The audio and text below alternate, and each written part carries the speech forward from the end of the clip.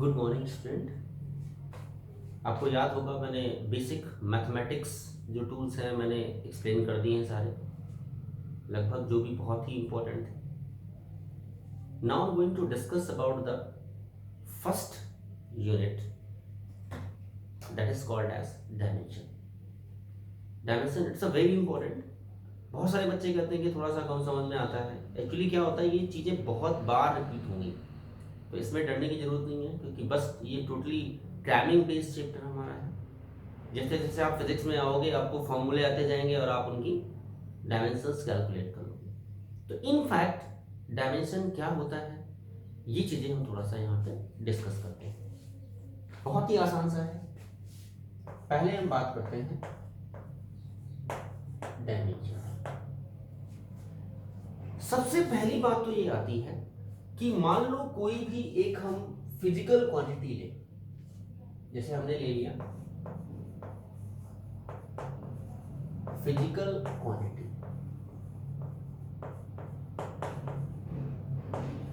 आप इससे well familiar हैं। जैसे मैं मास लेता हूं, ये कहते हैं एक बॉडी है, सपोज इसका मास आप क्या कहते हो 5 kg है, सपोज किया मैंने। तो यहां पे एक चीज ध्यान देना, एक टर्म हमारा आता है, ये क्या चीज है, ये 5 kg जो हमने लिया है इसकी रिक्वायरमेंट कहां से है। एक टर्म हमारा है जो हम डिस्कस करेंगे, that is need of measurement.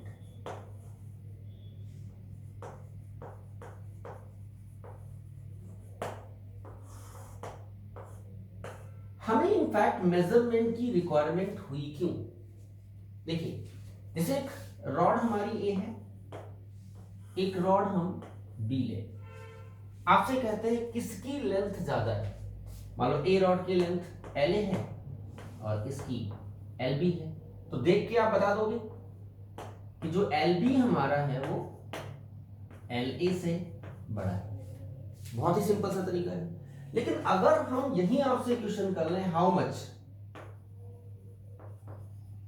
तो आप इसका जवाब नहीं दे सकते। इसका अगर आपको जवाब देना है तो आपकी ए रॉड की लेंथ कैलकुलेट करना पड़ेगा और बी रॉड की लेंथ को आपको क्या करना पड़ेगा, कैलकुलेट करना पड़ेगा।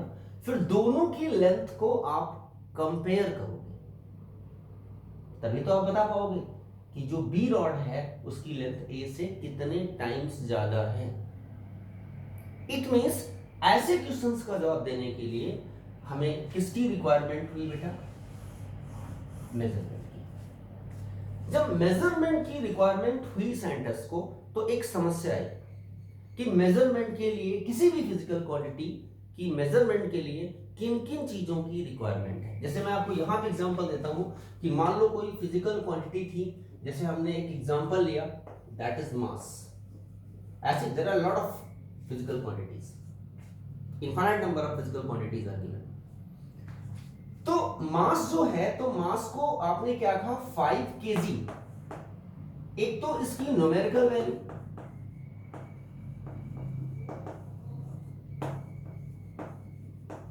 और दूसरी मास की क्या है, दैट इज यूनिट। मींस किसी भी फिजिकल क्वांटिटी को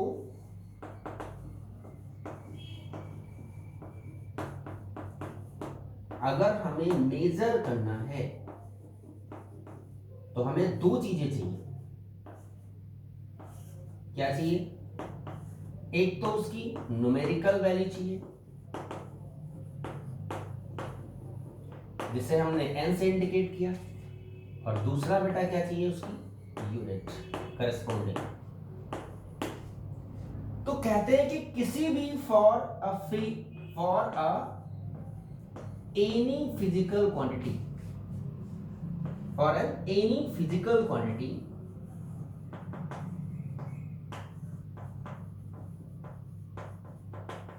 हमेशा याद रखना, मान लो ये है फिजिकल क्वांटिटी, इनका जो प्रोडक्ट होगा न्यूमेरिकल वैल्यू का और यूनिट का, ये हमेशा क्या होगा बेटा, कांस्टेंट होगा। What does it mean, it means N1U1 is equal to N2U2। अब मैं इसको थोड़ा सा आपको एक्सप्लेन कर सकता हूं। जैसे आप कहते हो 5 kg, या हम लिख सकते हैं 5 इंटू 10⁻³ ग्राम। तो देखो N1 5 हो गया और उसकी यूनिट kg, N2 ये न्यूमेरिकल वैल्यू हो गई और ये इसकी क्या हो गई, यूनिट। अब एक बात आती है कि किसी भी फिजिकल क्वांटिटी की बात अगर हम करें तो उसकी न्यूमेरिकल वैल्यू के साथ साथ यूनिट चाहिए। बात समझ में आ रही है? तो यूनिट को बेटा कैटेगराइज किया गया 3 सिस्टम के अंदर, जो मैं बहुत ही ब्रीफली एक्सप्लेन नहीं कर रहा हूं, थोड़ा सा पता है आपको ये सारी चीजें, 9th में पढ़ा होगा आप लोगों ने। तो मैं यहां पे जो बात करता हूं जनरली यूनिट, मान लो कोई भी हमारी फिजिकल क्वांटिटी है तो हम कितने सिस्टम्स में इसको मेजर करते हैं यूनिट को, सभी को पता होगा। पहला हमारा है MKS, दूसरा हमारा है CGS और तीसरा जो हमारा थर्ड है FPS, metre kilogram second, centimetre gram second, foot pound second. बात समझ में आ गई? इसमें हम मेजर करते हैं। तो किसी भी फिजिकल क्वांटिटी की अगर यूनिट को मेजर करना है तो यहाँ पे अब एक चीज समस्या और है साइंटिस्ट के पास कि फिजिकल क्वांटिटी तो इनफाइनाइट नंबर है, तो अगर हर फिजिकल क्वांटिटी को हम अलग इंडिविजुअल यूनिट असाइन करने लगे तो infinite number of physical quantity हो जाएंगी। तो उनकी यूनिट्स को हमें याद रखना, बहुत ही मेमोराइज करना, it's a very difficult task. तो इस प्रॉब्लम को रिजॉल्व करने के लिए साइंटिस्ट ने क्या किया कि जो यूनिट थी हमारी फिजिकल क्वांटिटी को, उसको 2 कैटेगरी में डिवाइड कर दिया। किसी भी फिजिकल क्वांटिटी की यूनिट को 2 कैटेगरी में डिवाइड किया। ये सब सारी चीजें आपने 9th में पढ़ी होंगी। पहला जो हमारा है, जो फर्स्ट यूनिट है हमारी, वो क्या है मेरे बच्चे, फंडामेंटल यूनिट, फंडामेंटल यूनिट। और सेकंड जो हमारी है दैट इज है डिराइव्ड यूनिट। देखो फंडामेंटल यूनिट्स क्या होती हैं, जो टोटली इंडिपेंडेंट हो, जिनको आप ड्राइव नहीं कर सकते, मींस इंडिपेंडेंट।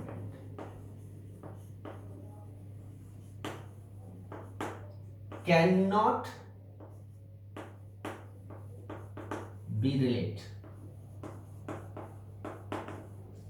और ये जो हमारी यूनिट्स हैं ये हैं डिपेंड करती हैं, डिपेंडेंट यूनिट है। और किस पे डिपेंड करती हैं, इट डिपेंड्स ऑन, किस पे बेटा, फंडामेंटल यूनिट। बात समझ में आ गई? यूनिट को 2 कैटेगरी में, एक तो फंडामेंटल और दूसरी हमारी क्या है, डिराइव्ड। डिराइव्ड यूनिट्स क्या है, डिपेंडेंट है। किस पे डिपेंड करती हैं, फंडामेंटल यूनिट पे। इट मींस इनको ऑब्टेन किया जाता है फ्रॉम द फंडामेंटल यूनिट से। मींस डिराइव्ड यूनिट को हम ऑब्टेन करते हैं या ड्राइव करते हैं फ्रॉम या with the help of, with the help of fundamental unit। बात समझ में आ गई? यहां से बेटा फिजिक्स आपकी स्टार्ट होगी, ध्यान रखना। अभी तो हमने बेसिक्स की बात की थी मैथमेटिक्स की, तो अब बात समझ में आ गई कि फंडामेंटल यूनिट वही होंगी जो टोटली इंडिपेंडेंट होंगी, उनको हम आपस में रिलेट नहीं कर सकते। समझ गए मेरी बात? ड्राइव यूनिट्स क्या है? जो डिपेंडेंट हैं और किस पे डिपेंड करती हैं? फंडामेंटल। मींस जिन यूनिट्स को हम ऑब्टेन करते हैं, ड्राइव करते हैं विद द हेल्प ऑफ क्या? फंडामेंटल यूनिट, हम उन्हें क्या कहते हैं? That is called as drive. तो कुछ फंडामेंटल यूनिट को हम छोड़ के बाकी रेस्ट ऑफ को हमारी क्या है? सारी सारी ड्राइव यूनिट्स हैं। तो पहले हम थोड़ा सा आपको बेसिक डिस्कस करेंगे कि what are the fundamental units, इसकी हम बात करते हैं, फिर आगे एक्सप्लेन करेंगे। देखिए बेटा, फंडामेंटल यूनिट की बात करता हूं, किसी भी फिजिकल क्वांटिटी की कौन कौन सी है हमारी, मैं डिस्कस करता हूं। एक तो हमने फिजिकल क्वांटिटी ले लिया एक तरफ,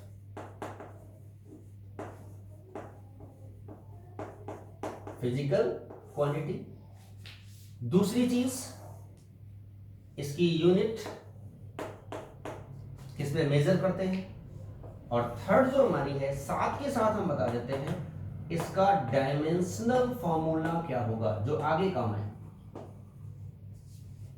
बात समझ में आ गई? आप सभी इससे फैमिलियर है। जैसे पहली यूनिट की हम बात करते हैं फिजिकल क्वांटिटी, जैसे हम मास की बात करते हैं। दूसरी हम लेंथ की बात करें। थर्ड हमारा टाइम। मास जो हमारा है, इसकी हम यूनिट मेजर करते हैं एसआई सिस्टम में, सभी की बात कर रहा हूं मैं, एमके सिस्टम, केजी। और इसका जो डायमेंशनल फॉर्मूला होगा वो कैपिटल एम होता है। तो मास को बेटा हमेशा किससे रिप्रेजेंट किया जाएगा? डायमेंशनल फॉर्मूला कैपिटल एम, और हमेशा ये बिग ब्रैकेट में होना चाहिए। ठीक है बेटा। लेंथ को किस में मेजर करते हो? मीटर में। इसका डायमेंशन फॉर्मूला क्या होता है बेटा? एल होता है। टाइम को आप किस में मेजर करते हो? सेकंड में। इसका कैपिटल डी है। चौथा जो हमारा है इलेक्ट्रिक करंट, फैमिलियर है, इसमें मेजर करते हो बेटा एम्पियर में। अब देखिए, कुछ बुकें से हम ए से इंडिकेट करती हैं डायमेंशनली, और कुछ इसे आई से भी करती हैं। आपकी मर्जी है, ये चॉइस आपकी है, आप कौन सा मेथड ऑप्ट करते हैं। आप ए भी रख सकते हैं और आई भी रख सकते हैं। फिफ्थ जो हमारा है टेम्परेचर। टेम्परेचर को हम केल्विन में लेते हैं। इसे कुछ बुकें थीटा से या हम इसे के से भी इंडिकेट कर सकते हैं। सिक्स जो हमारी यूनिट आती है बेटा, वो आती है ल्यूमिनस इंटेंसिटी।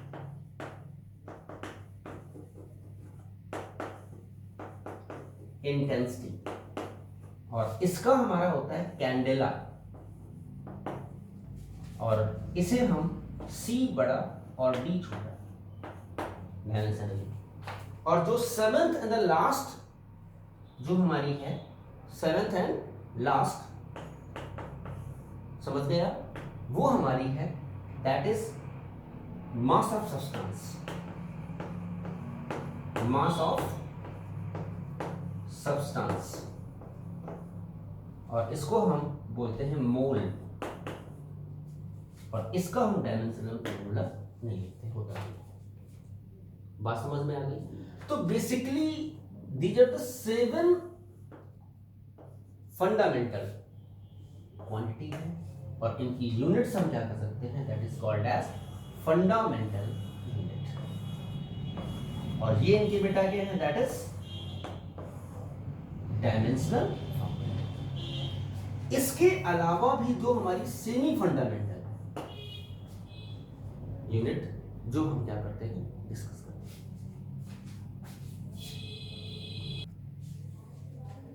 देखिए बेटा, सेमी फंडामेंटल यूनिट की अगर हम बात करें,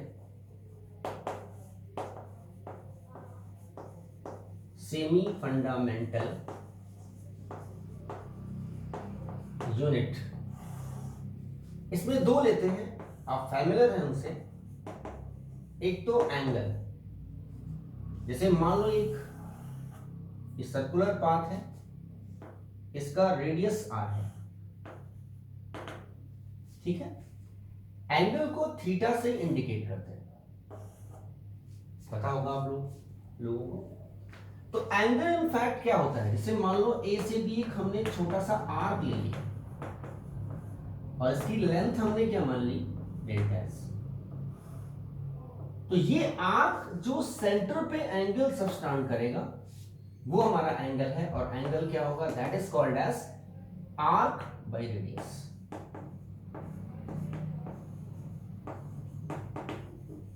तो ऑब्वियस सी बात है, और इसका ये एंगल है, और एंगल की जो यूनिट होती है बेटा वो हमारी क्या होती है, बोलो मेरे बच्चे, आप सभी जानते हैं, इसे रेडियन कहते हैं, या हम इसे क्या कहते हैं बेटा, ठीक है। दूसरा हमारा बेटा क्या है, ये 2 डायमेंशन में आता है। दूसरा हमारा है सॉलिड एंगल, ये बहुत इंपॉर्टेंट है, शायद आपने नहीं पढ़ा होगा, सॉलिड एंगल। और इसकी यूनिट जो होती है जनरली ओमेगा से इंडिकेट करते हैं, और इसकी यूनिट ओमेगा समझते हैं, डब्ल्यू मत कहना इसको, ये बेटा ओमेगा है, और इसकी यूनिट जो होती है वो होती है स्टेरेडियन। स्टेरेडियन, समझ गए मेरी बात। रेडियन और डिग्री, एक पॉइंट याद रखना, इसको मैं डिस्कस करूंगा। यहां पे जैसे हमने एक स्फीयर ले लें, ये क्या है बेटा हमारा, दैट इज स्फीयर है आर रेडियस का। तो अगर इसके सरफेस पे एक छोटा सा एलिमेंट काटे,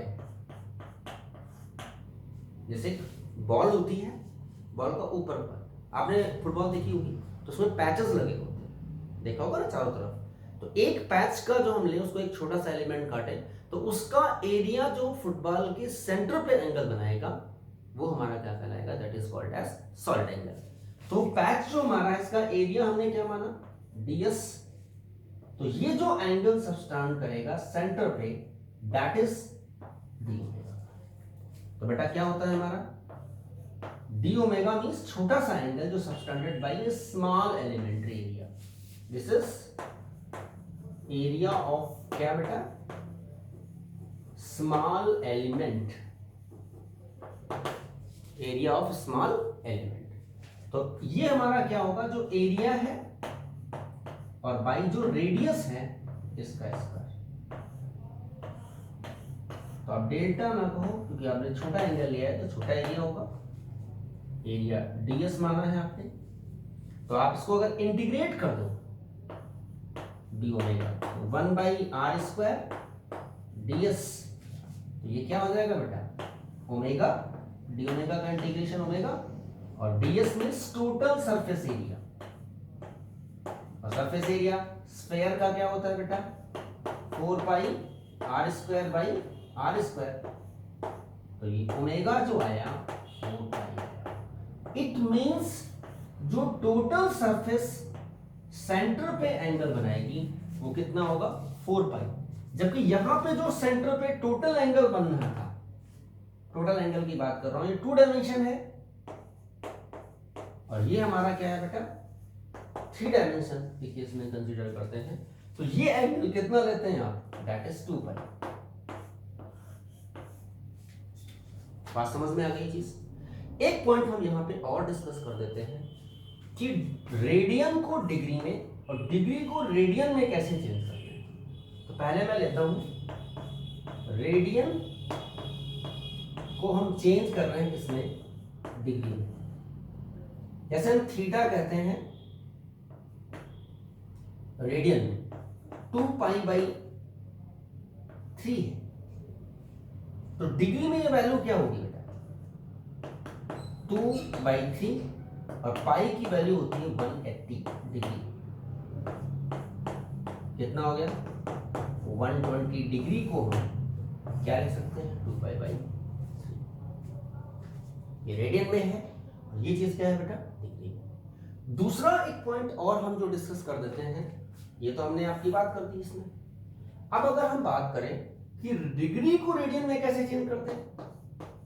ये मान लो डिग्री है और हम इसको चेंज करना चाहते हैं रेडियन में।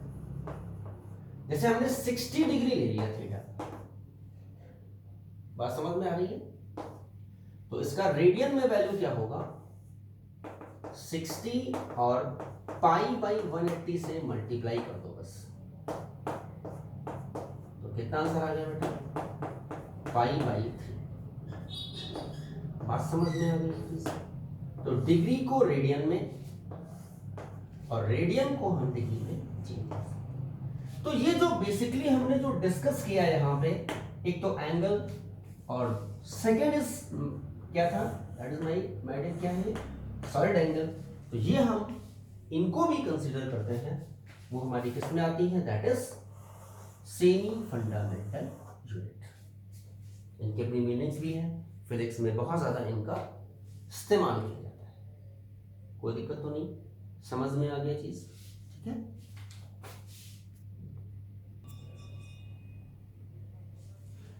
देखिए बेटा, जो दूसरी हमारी सेकेंड थीम, पहले हमने किसकी बात की अभी तक, किसकी बात की थी बेटा मैंने, फंडामेंटल की। और जो दूसरी हमारी है जो सबसे इंपॉर्टेंट है, दैट इज डिराइव्ड। मैंने आपसे कहा था कि जो डिराइव्ड यूनिट्स हैं वो डिपेंड करती हैं ऑन फंडामेंटल यूनिट, जिनको डिराइव किया जाता है कहां से, फ्रॉम फंडामेंटल। अब उनको छोड़ दो जो हमने बताया था, बाकी रेस्ट ऑफ हमारी सारी की सारी क्या है, डिराइव्ड है। कैसे, जैसे मैं आपको एक एक चीज का एग्जांपल देता हूं। बात करते हैं the units which are derived from fundamental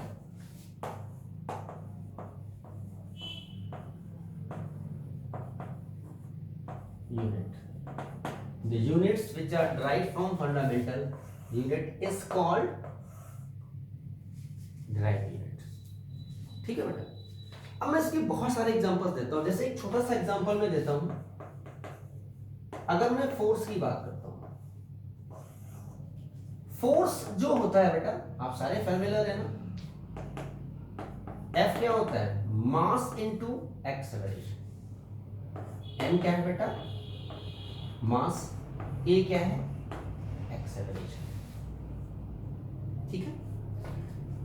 अब मास और एक्सेलरेशन, तो मास की यूनिट क्या होती है बताइए, बताया था किलोग्राम, और एक्सेलरेशन की यूनिट क्या होती है, मीटर पर सेकंड स्क्वायर। तो किलोग्राम मीटर पर सेकंड स्क्वायर। बात समझ में आ रही है। तो देखो, ये पूरी यूनिट जो हमारी होती है, इसे आप क्या कहते हो, न्यूटन। तो जो न्यूटन है या किलोग्राम मीटर पर सेकंड स्क्वायर है, वो हमारी क्या है, this is the unit of force. तो फोर्स बेटा हमारी क्या है, यहां पे ये यूनिट हमारी क्या कहलाएंगे, दोनों क्या कहलाएंगी, डिराइव्ड। क्यों, इनको ऑब्टेन किया गया है किससे, किलोग्राम। किलोग्राम क्या है, फंडामेंटल है, मीटर फंडामेंटल है, सेकेंड फंडामेंटल। तो जो कंप्लीट यूनिट हमारी है, जो आप देख रहे हैं, वो हमारी क्या है, दैट इज डिराइव्ड यूनिट। तो derived units which are derived from the fundamental units is called derived units. अब फोर्स जो हमारी है, ये हमारी हो गई डिराइव्ड फिजिकल क्वांटिटी।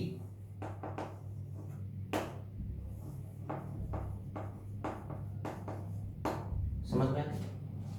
तो पहला एग्जांपल था, एक हम और एग्जांपल दे देते हैं। देखिए बेटा, सेकंड एग्जांपल देते हैं। जैसे मान लो हमने पावर की बात की। पावर क्या होता है, W/T होता है ना।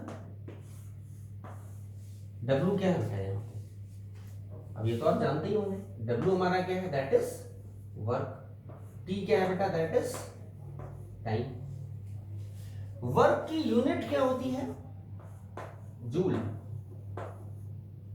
और टाइम की यूनिट क्या है हमारी, सेकेंड। तो पावर की यूनिट क्या हो गई बेटा, जूल पर सेकेंड, या हम इसे एक नाम और देते हैं, दैट इज वाट। अब ये दोनों यूनिट जो हमारी है पावर की है, और हम इन्हें क्या कहते हैं, that is called as fundamental. अब आप एक क्वेश्चन पूछ सकते हैं कि सर जूल और सेकेंड और वाट, दीज आर नॉट फंडामेंटल। ये हमारी क्या है, ड्राइव।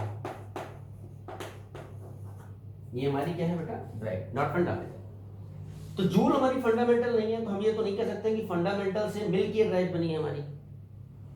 तो इन फैक्ट हम थोड़ा सा यहां पे डिस्कस करते हैं आगे। देखिए जूल को क्या लिख सकते हैं, वर्क क्या होता है, फोर्स इनटू डिस्प्लेसमेंट। फोर्स की यूनिट अभी बताई थी, किलोग्राम मीटर पर सेकेंड स्क्वायर, यही था। और ये हमारा क्या हो गया, डिस्टेंस को किस में मेजर करते हो, मीटर में। तो क्या हो गया हमारा, kilogram metre square second minus, अरे ये जुड़ गई ना पावर, वर्क की मिल गई।